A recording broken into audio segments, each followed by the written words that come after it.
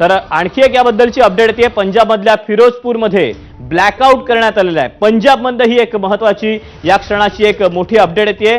पंजाबमधल्या फिरोजपूरमध्ये सध्या ब्लॅकआउट करण्यात आलेला आहे। 3 तासामध्ये पाकिस्ताननं शस्त्रसंधीचं उल्लंघन केल्यानंतर आता ही खबरदारी घेण्यात येते आणि पंजाबमध्ये ही अपडेट येते। पंजाबमधल्या उधमपूरमध्ये सध्या ब्लॅकआउट करण्यात आलेला आहे। या क्षणाची या तासाची ही एक अतिशय महत्त्वाची अपडेट।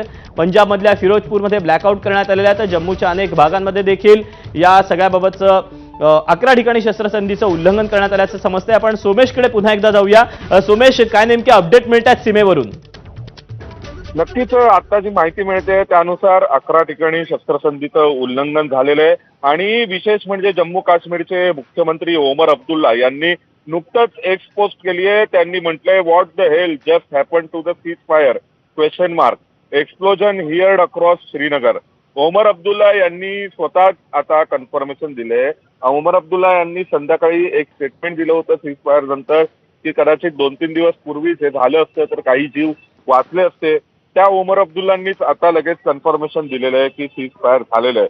त्यामुळे पाकिस्तानचं सीज फायर किंवा पाकिस्तान विरोधात आपण काल रात्री झालेल्या ड्रोन अटॅक नंतर जी जबरदस्त कारवाई आणि पाकिस्तानची धुलाई भारतीय हवाई दलाने केली होती ती पाकिस्तानने अमेरिकेकडे विनंती केल्यानंतर आणि अमेरिकेने भारताकडे विनंती केली। अमेरिकेने पाकिस्तानवर दबाव टाकला की तुम्ही कुठल्याही प्रकारची लष्करी कारवाई करायची नाही। पाकिस्ताननी त्याला होकार दिला।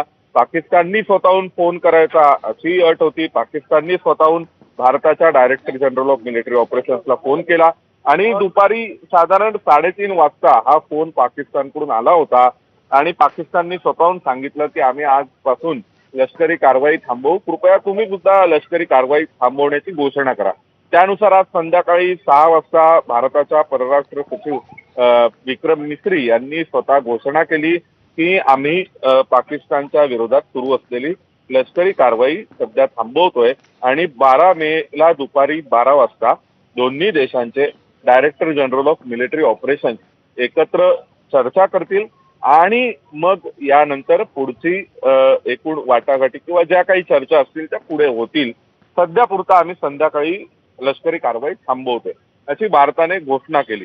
खरं तर भारताने आज दुपारपर्यंत पाकिस्तानची प्रचंड धुलाई केली होती कालच्या या सगळ्या त्यांच्याकडून झालेल्या शस्त्रसंधीच्या उल्लंघनानंतर आणि त्याचा परिणाम म्हणून शेवटी पाकिस्तानला अमेरिकेकडे जावं लागलं आणि अमेरिकेकडे रडगाणं गाऊन पाकिस्ताननी अमेरिकेचा दबाव पत्करून स्वतःहून फोन करून आपण आज संध्याकाळी मिलिटरी ऑपरेशन कृपया थांबवा आणि त्याविषयीची अधिकृत घोषणा करा अशी विनंती भारताला केली। परंतु त्याच पाकिस्तानने 3 तास उलटून गेलेले नाहीये तर पुन्हा एकदा शस्त्रसंधीचं उल्लंघन केलंय आणि आता खुद्द ओमर अब्दुल्ला जम्मू काश्मीरचे मुख्यमंत्री यांनी सुद्धा म्हटलंय की आम्ही सोमेश, तुला थोडंसं थांबवतोय, तू राहाच आपल्यासोबत एअर मार्शल नितीन वैद्य सर आहेत। वैद्य सर, अवघ्या 3 तासामध्ये